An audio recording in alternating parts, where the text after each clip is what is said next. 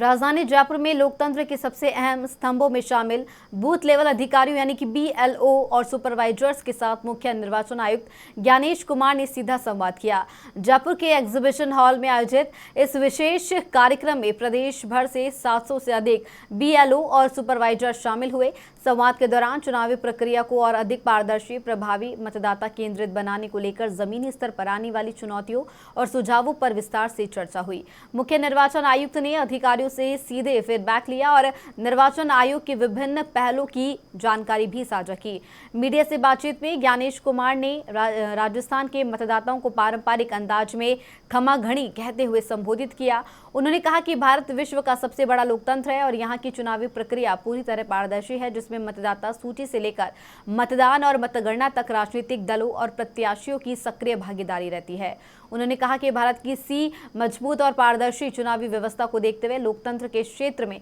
कार्य करने वाली अंतर्राष्ट्रीय संस्था इंटरनेशनल आइडिया ने वर्ष 2026 में भारत को विशेष सम्मान दिया, जो हर भारतीय के लिए गर्व का विषय है। मुख्य निर्वाचन आयुक्त ने राजस्थान में SAR के तहत किए गए कार्यों की भी सराहना की और कहा कि चुनावी व्यवस्था को और मजबूत बनाने में राजस्थान की भूमिका सराहनीय रही है। सबसे पहले आप सभी के माध्यम से मैं राजस्थान के सभी मतदाताओं से खम्मागणी कहना चाहता हूं और ये भी कहना चाहता हूं कि भारत का हर नागरिक इस बात पर गौरव महसूस करता है कि भारत न केवल विश्व का सबसे बड़ा लोकतंत्र है, बल्कि सबसे अधिक पारदर्शी, कुशल और सक्षम लोकतंत्र भी है। भारत की चुनावी प्रक्रिया में न केवल मतदाता सूची,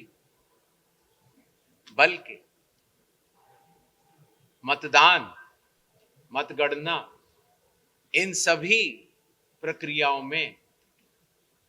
राजनीतिक दलों का या चुनावी उम्मीदवारों का कॉन्करेंट ऑडिट अर्थात भागीदारी रहती है।